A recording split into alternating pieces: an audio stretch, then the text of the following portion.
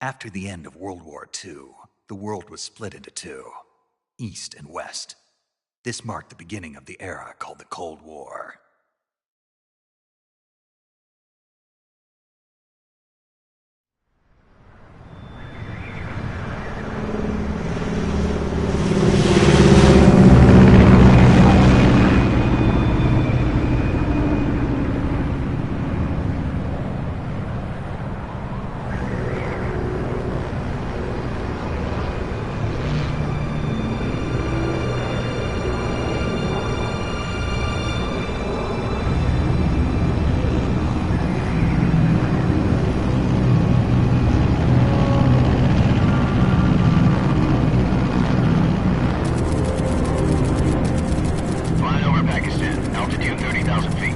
Approaching Soviet airspace.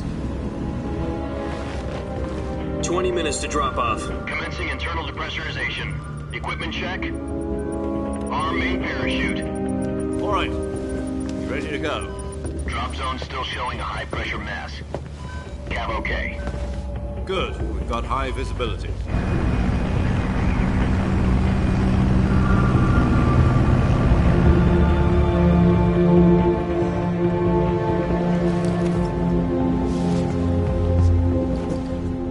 Cigar. Connecting oxygen hose to interior connector. Put on your mask.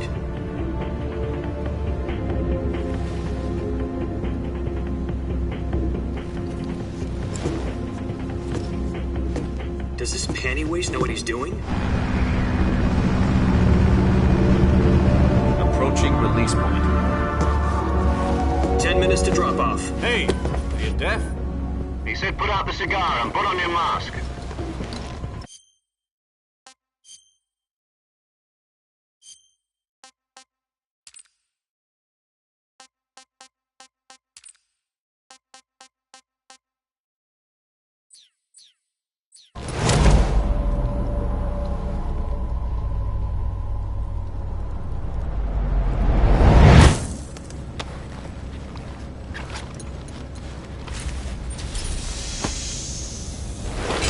Depressurization complete. Checking oxygen supply. 6 minutes to drop off. Opening rear hatch.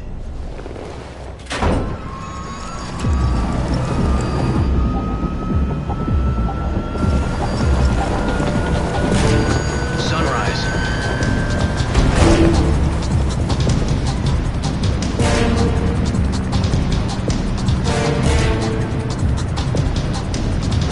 External temperature minus 46 degrees Celsius. 2 minutes to drop off. Stand up. You'll be falling at 130 miles per hour. Try not to get frostbite from the wind chill. 1 minute to drop off. Move to the rear. Activate the alarm bottle. This is one for the history books. The world's first halo jump. 10 seconds to drop off. Stand by. Status okay, all green. Prepare for drop-off. Countdown. 5, 4, 3, 2, 1. Spread your wings And fly. God be with you.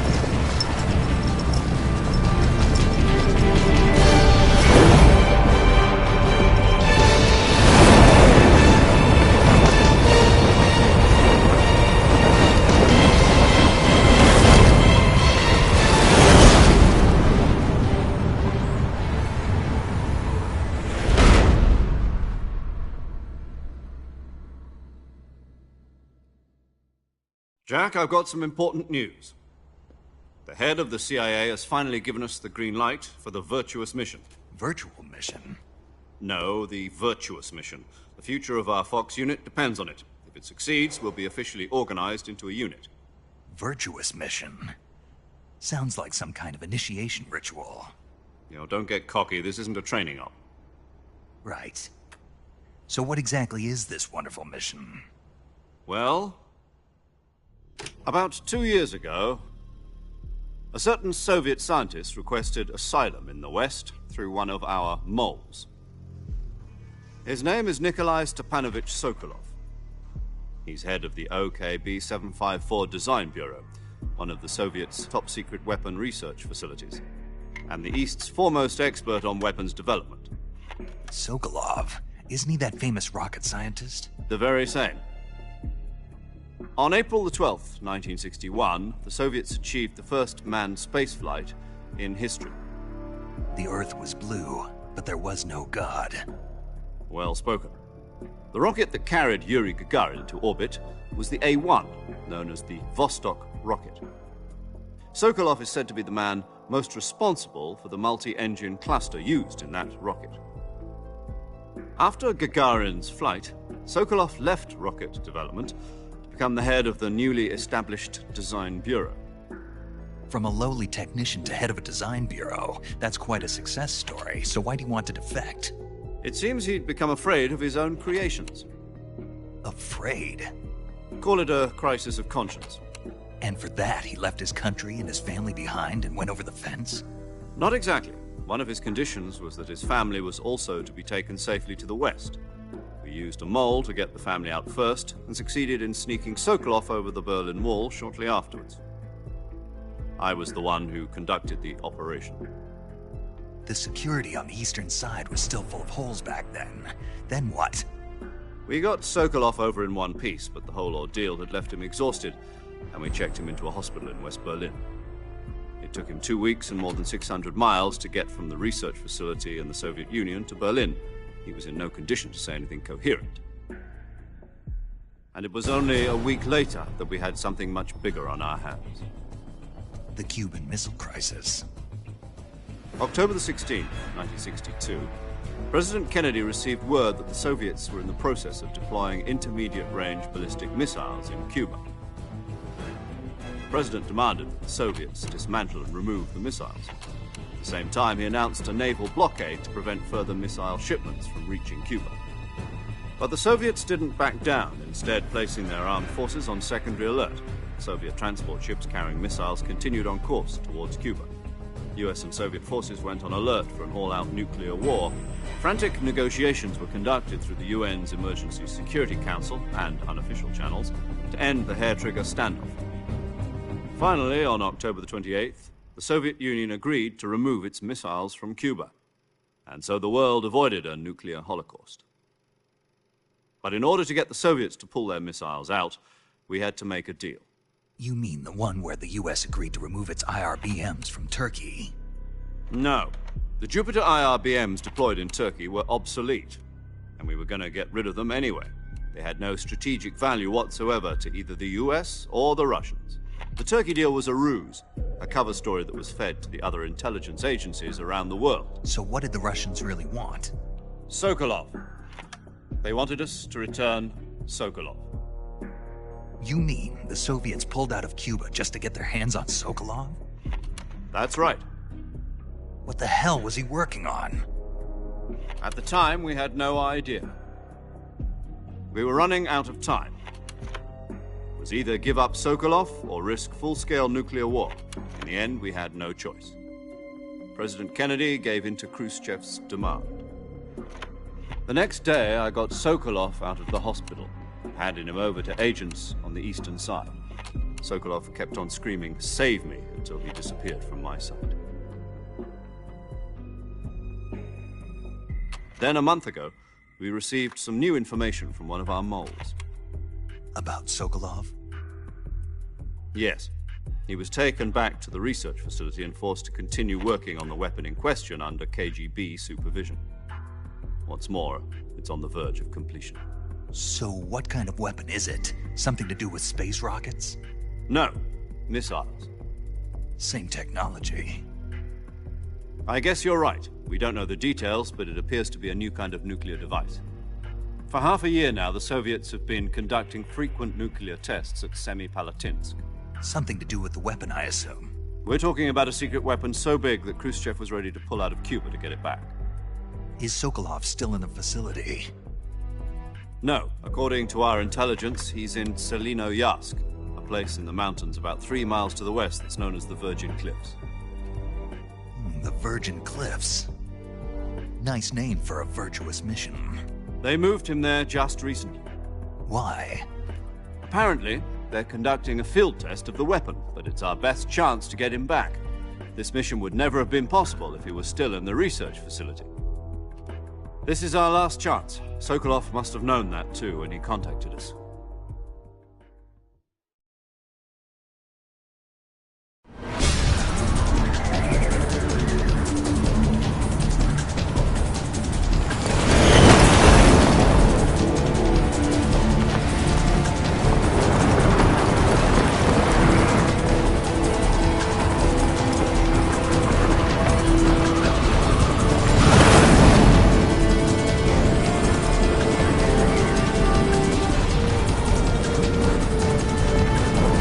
Listen up, Jack.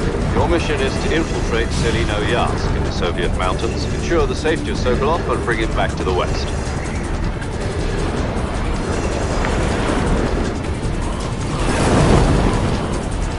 If we don't get Sokolov back before that weapon is complete, we'll be facing a major crisis. The clock is ticking.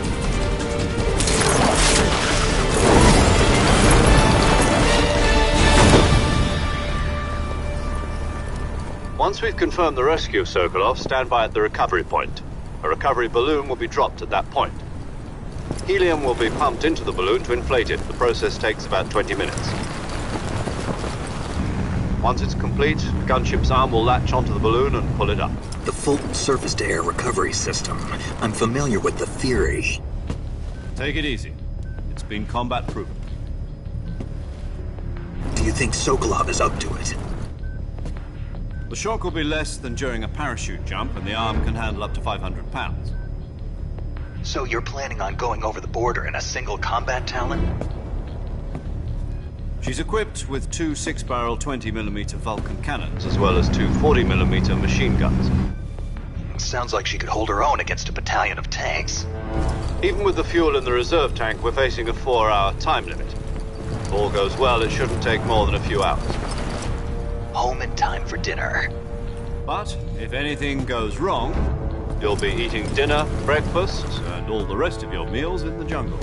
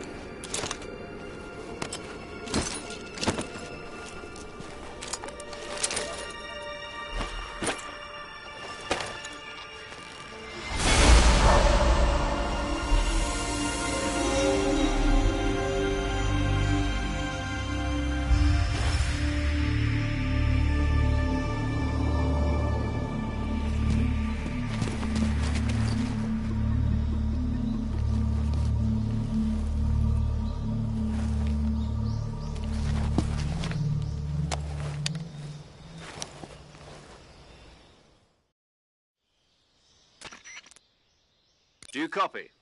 You're already in enemy territory, and somebody might be listening in. From here on out, we'll be using code names to refer to each other. Your code name for this mission will be Naked Snake. I'll be referring to you as Snake from now on. You're not to mention your real name. Snake? Oh, you don't like snakes? What do you mean? You've eaten one before, haven't you? In survival training. I'm glad to hear that. I don't know if I'd ever order one in a restaurant, but... Be careful, you might not have a choice. What about you, Major? What should I call you? Let's see. I'll be Tom. Call me Major Tom. This will be a sneaking mission. You must not be seen by the enemy. You must leave no trace of your presence. Is that clear? This kind of infiltration is the Fox unit's speciality. In other words, weapons and equipment are procured on site. That goes for food as well. You're completely naked, just as your name implies. Great. Now I see why you asked me if I like snakes. I suppose calling me Snake was your idea of a joke, too. No, there's a good reason for that. I'll tell you later when the time is right. Gotcha. Getting back to the subject, how exactly am I supposed to feed myself? You've been issued a knife and a tranquilizer gun. Use them to hunt for food. You'll also find some medical supplies in your backpack. Yeah, about the backpack. I lost it in a tree on the way down. I see. Well, you'd better go back and get it then. You know where it is? No problem. I can see it from here. It's stuck on a branch. To climb a tree, stand in front of a tree that's covered in ivy and press the action button. I'll be monitoring your progress over the radio. We can't risk violating Soviet airspace, but I'll be in the gunship. My frequency is 140.85. I'll give you a call if I need to talk to you. If you need to talk to me, use the send function. Okay, Snake, go get your backpack.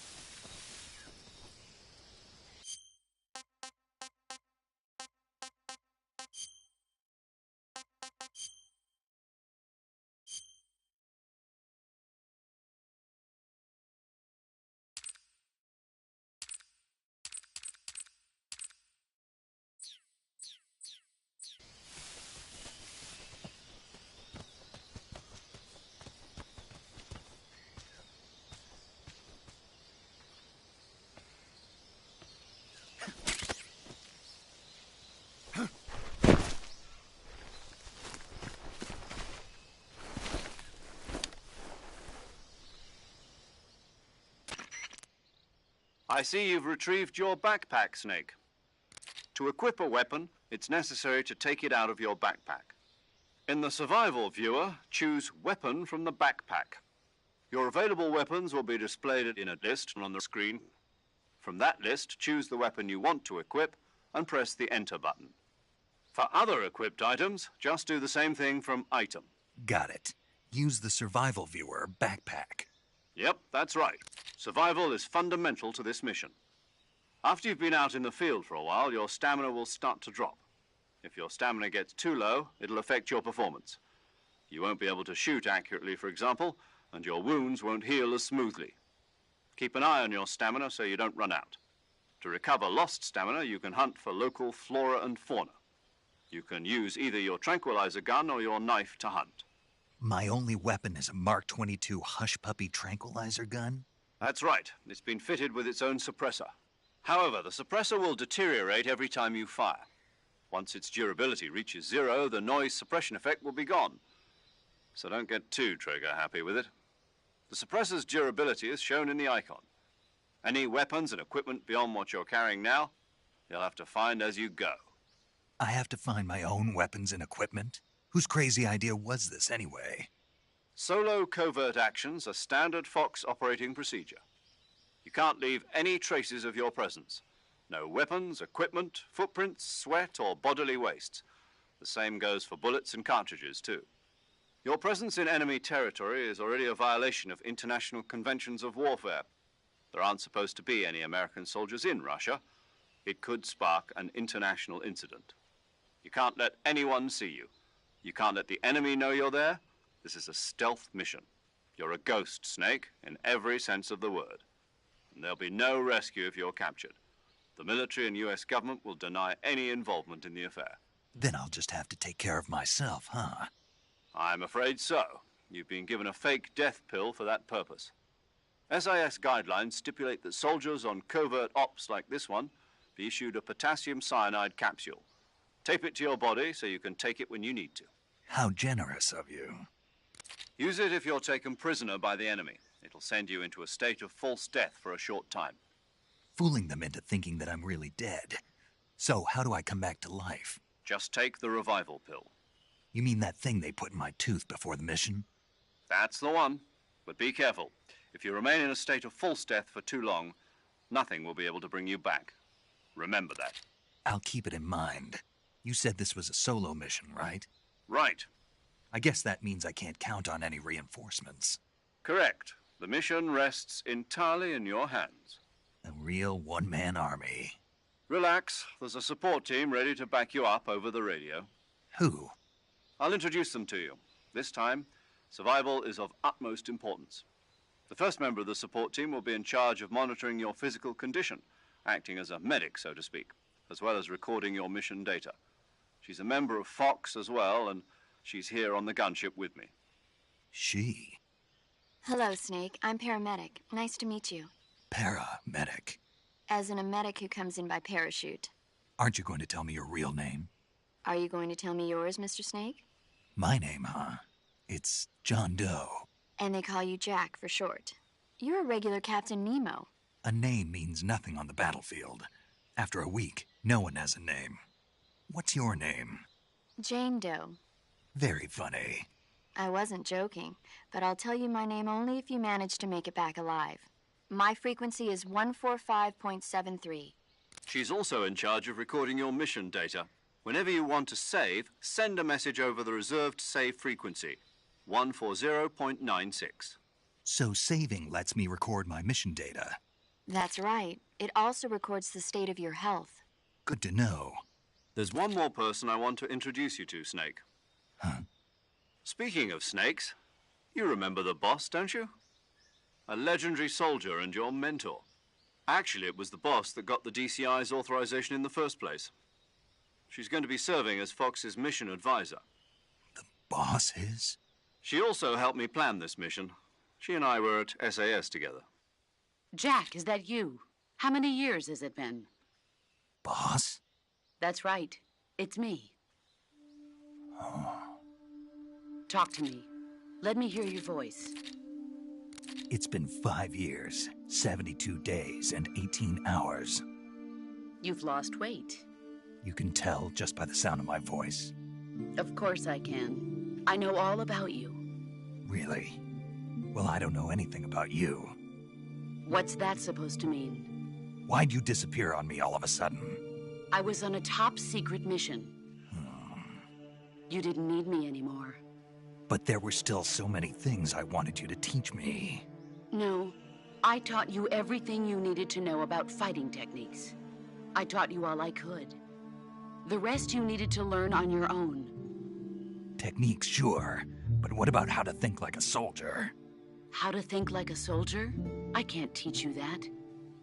A soldier needs to be strong in spirit, body, and technique. And the only thing you can learn from someone else is technique. In fact, technique doesn't even matter. What's most important is spirit. Spirit and body are like two sides of a single coin. They're the same thing. I can't teach you how to think. You'll just have to figure it out for yourself. Listen to me, Jack. Just because soldiers are on the same side right now doesn't mean they always will be. Having personal feelings about your comrades is one of the worst sins you can commit. Politics determine who you face on the battlefield. And politics are a living thing. They change along with the times. Yesterday's good might be tomorrow's evil. Is that why you abandoned me? No, it had nothing to do with you. I already told you, Jack. I was on a top-secret mission. A soldier has to follow whatever orders he's given. It's not his place to question why. But you're looking for a reason to fight.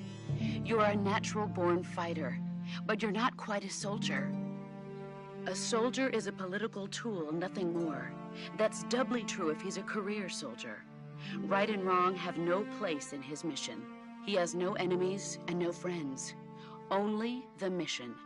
You follow the orders you're given. That's what being a soldier is. I do whatever I have to get the job done. I don't think about politics. That's not the same thing. Sooner or later, your conscience is going to bother you. In the end, you have to choose whether you're going to live as a soldier or just another man with a gun. There's a saying in the Orient, loyalty to the end. Do you know what it means? Being patriotic. It means devoting yourself to your country. I follow the president and the top brass. I'm ready to die for them if necessary. The president and the top brass won't be there forever. Once their terms are up, others will take their place. I follow the will of the leader, no matter who's in charge. People aren't the ones who dictate the missions. Then who does? The times. People's values change over time, and so do the leaders of a country. So there's no such thing as an enemy in absolute terms. The enemies we fight are only enemies in relative terms, constantly changing with the times. As long as we have loyalty to the end, there's no point in believing in anything, even in those we love. And that's the way a soldier's supposed to think? The only thing we can believe in with absolute certainty is the mission, Jack. All right, but do me a favor. What is it? Call me Snake. Snake? Oh, right. Your code name is Snake. It suits you well. That's right. The legendary unit that the boss put together during World War II was a snake. The Cobra unit, a group of heroes that brought the war to an end and saved the world. As long as you've got a legendary hero backing you up, you'll be fine. Isn't that right, Snake? Yeah. I can't think of anyone else I'd rather have with me. Oh, and one more thing, boss. Yes? It's good to hear your voice again. Same here. After all, who knows if either of us will make it out alive? Snake, you are always best at urban warfare and infiltrating buildings. But this is the jungle. Survival is going to be key. Those CQC techniques I taught you are sure to come in handy. CQC? Close quarters combat, huh? I've been in the Green Berets for the past few years. I'm probably pretty rusty. Not to worry. I'll be here to help you remember. After all, this is your first actual survival mission. I'll be supporting you over the radio. Where are you, boss? Next to the Major? The boss is communicating with us by radio from aboard a Permit-class submarine in the Arctic Ocean. My frequency is 141.80. Call me if you need my advice on battle techniques. Gotcha. Your mission is to retrieve Dr. Sokolov. Dr. Sokolov is being held in an abandoned factory located to the north of your current position. Avoid heavy combat and don't let anyone see you. Don't forget that this is a stealth mission. Snake, try to remember some of the basics of CQC.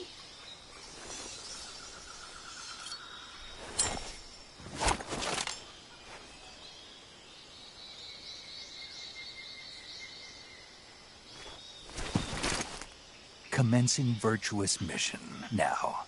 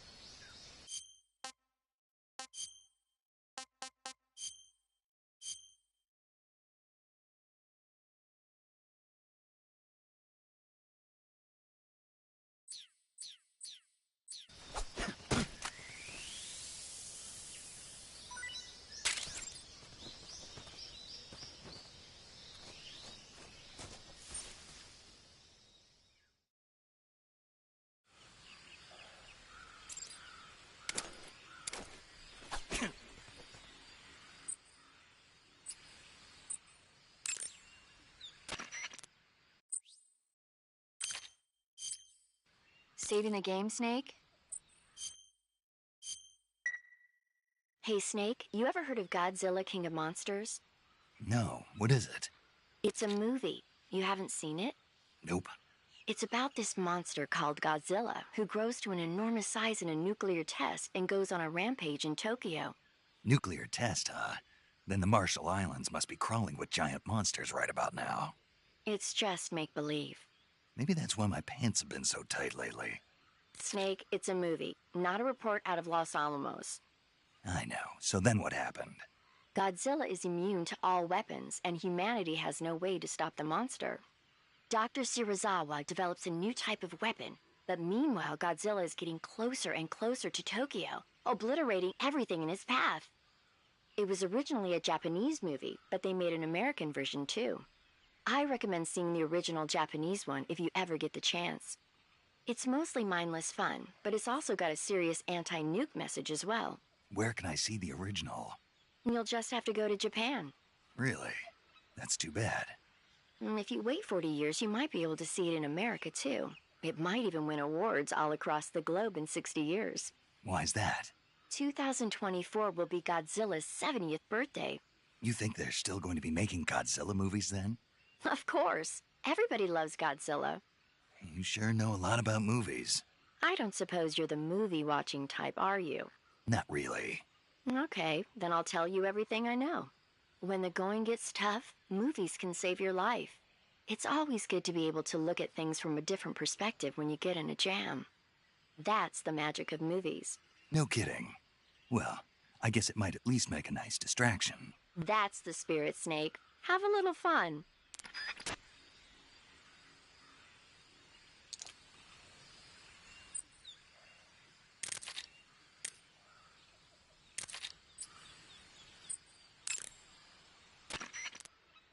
Camouflage is an indispensable tool when you're sneaking through the jungle.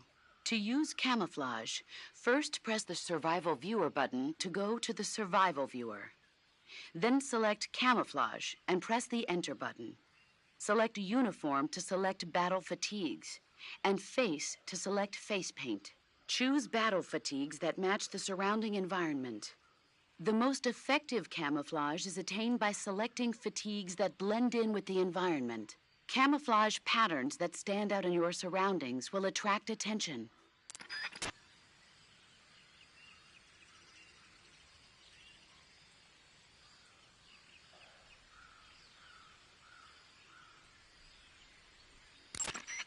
Visibility is poor in the jungle, so you'll be finding yourself in a lot of unexpected encounters. Naturally, this means that close quarters combat will be more important than ever. So I'll have plenty of chances to use CQC then. That's right. In proximity encounters, firing a gun isn't necessarily the best response to every situation. It's only one option among many. Rather than taking the time to draw, aim, and fire a gun, engaging your opponent in hand-to-hand combat can sometimes be a faster and more reliable way of subduing him. Besides, in a sneaking mission like this one, it's too dangerous to go around firing your gun. You'll end up revealing yourself to the enemy. Yeah, I know. You created CQC to deal with exactly this type of situation. With your help, of course. In a battle situation, you'll only have a split second to decide how to attack. Press the aim button to get ready, then use the attack button to attack using a weapon. Use the CQC button to attack using CQC. Press the CQC button once to throw a punch. Pressing it multiple times in succession will allow you to deliver a combo attack. But striking your opponent is just one aspect of CQC. It doesn't really start to shine until you've got your enemy in a hold. Press and hold down the CQC button to grab your opponent with your hand. From there, you can use the movement stick to knock your opponent off balance and throw him to the ground. This can be used to knock an opponent out in a single blow. If you don't press the movement stick, grapple with your enemy until you're behind them and can get your knife to their throat. Grabbing an enemy from behind and holding your knife against his throat will render him virtually powerless. From this point, there are several things you can do. Press the action button to slit the enemy's throat with your knife. Move the movement stick and press the CQC button to throw the enemy to the ground. Tap the CQC button rapidly to choke the enemy. You can use this to knock him out or even kill him if you do it long enough. By continuing to hold down the CQC button, you can move around while keeping your grip on the enemy. By pressing the aim button, you can aim your currently equipped weapon at another enemy. With their comrade acting as a human shield, the enemy will be reluctant to attack you. Press the interrogate button to press your knife against the enemy and demand information. You'll be surprised at how much you can learn this way. But don't get too complacent. While your enemy may be powerless in your grip, he'll use any opportunity he can to counterattack.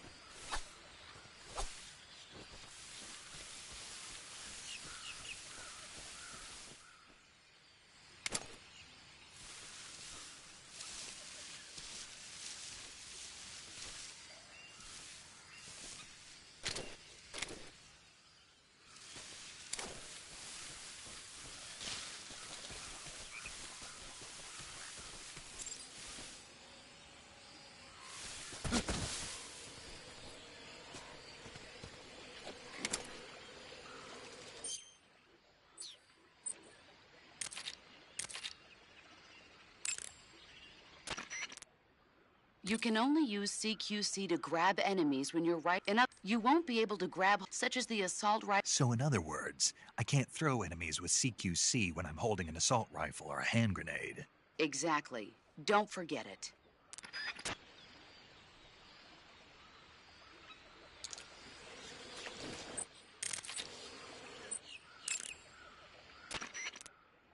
Snake, be careful of that swamp. What's dangerous about it? It's a bottomless swamp. A bottomless swamp? Yes. The mud in that swamp is highly viscous. It will stick to your body like tar. It will be impossible for you to swim. If you get swallowed by the bottomless swamp, you won't be able to escape on your own.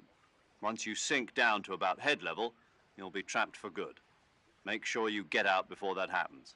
So, I have to make sure I don't sink too far. Got it. Snake, wait. There's more? Yes. What? Crocodiles. Crocodiles? Yes. Crocodiles. Like the reptile. That's correct. More accurately, they're Indian gavials. What are crocs doing deep in this forest? You'll have to ask Paramedic about that one. Paramedic? Yes. The Indian gavial is a crocodile that originally lived in freshwater regions in India and Nepal. Why are Indian crocodiles way out here?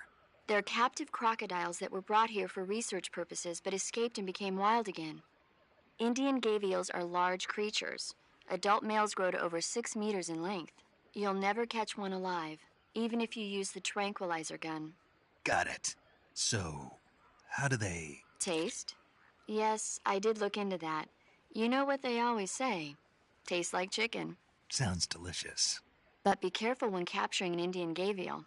Normally they're cowardly creatures, but the ones in the forest there are belligerent. Apparently they attack humans. What do you mean? They weren't the direct subject of any serious research, but some think they may have become violent as a side effect of the atomic research that was conducted nearby.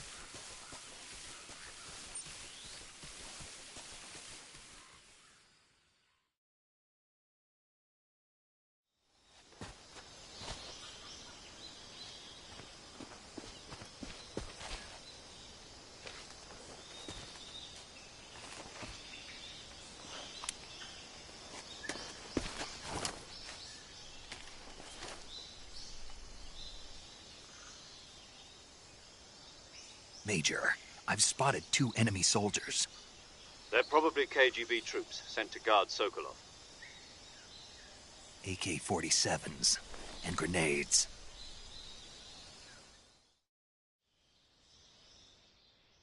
Snake, your presence in Soviet territory is already a violation of international law. We can't let the Kremlin find out that the CIA and the American government are involved. Contact with the enemy is strictly prohibited. Don't engage them in battle either. This is a stealth mission. Got that? The Major is right. The point of this mission is to sneak through the jungle without being seen. The success of the mission depends on how well you use your camouflage. Change your camouflage by selecting Camouflage from the Survival Viewer. The Uniform option lets you pick your uniform, while the Face option lets you change your face paint. Choosing camouflage that blends in with your surroundings will help you conceal yourself more effectively. Also, don't forget that anything that moves will stand out in the jungle. If you just stand up and run around like an idiot, you're bound to be spotted.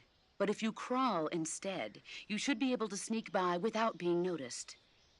You can see how effective your camouflage is by looking at the Camo Index. The Camo Index shows how well your current camouflage blends in with the surrounding area. The higher the value, the harder you are to spot, and vice versa. The key is to make yourself one with nature. Keep that in mind as you go along, okay?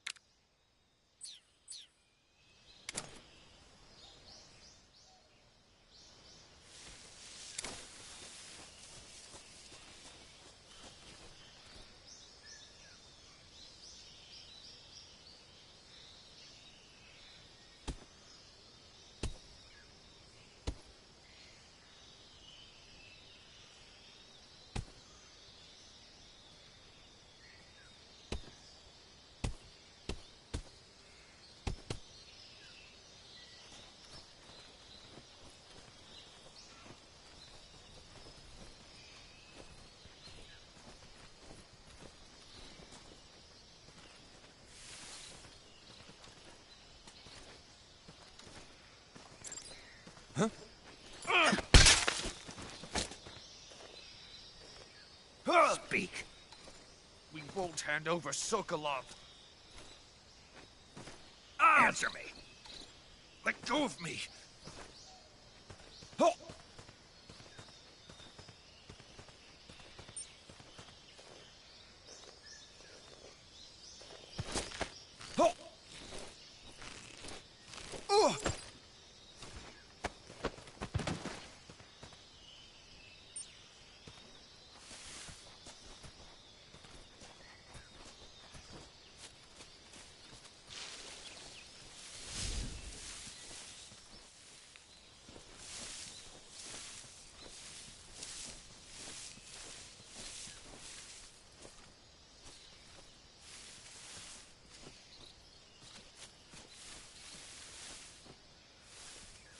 I think I saw something.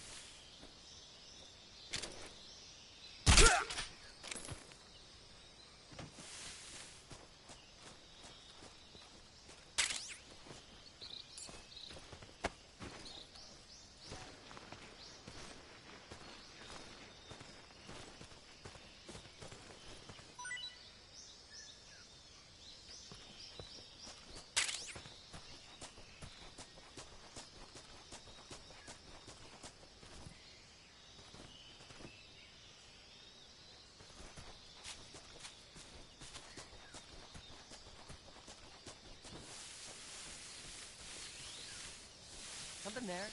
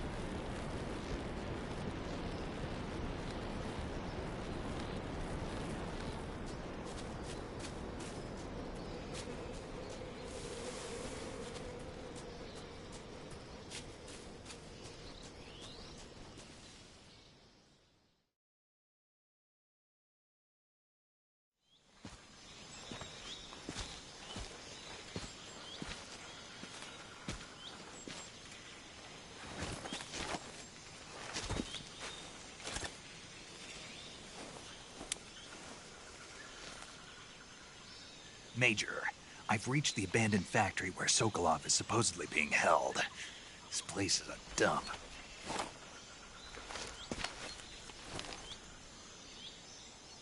I can't see Sokolov from here. The security is pretty tight. There are sentries posted around the perimeter. I wonder how many are inside.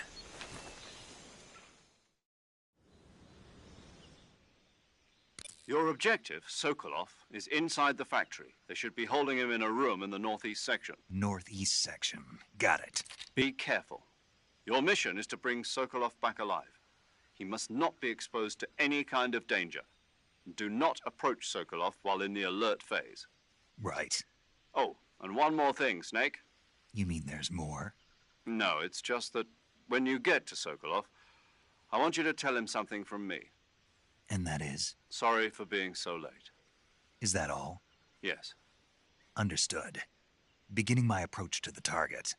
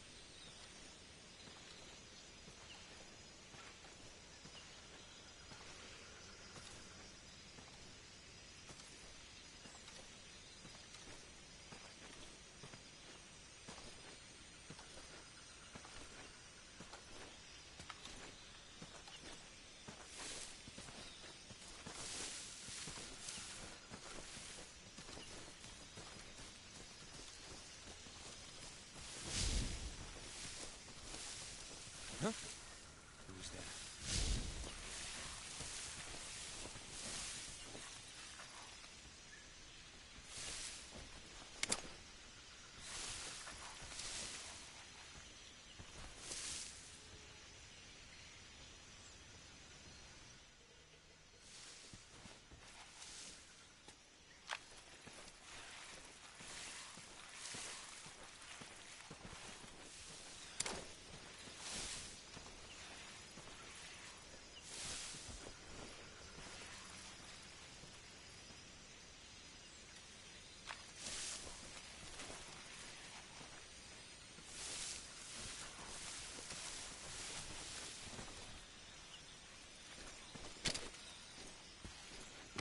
Nope. I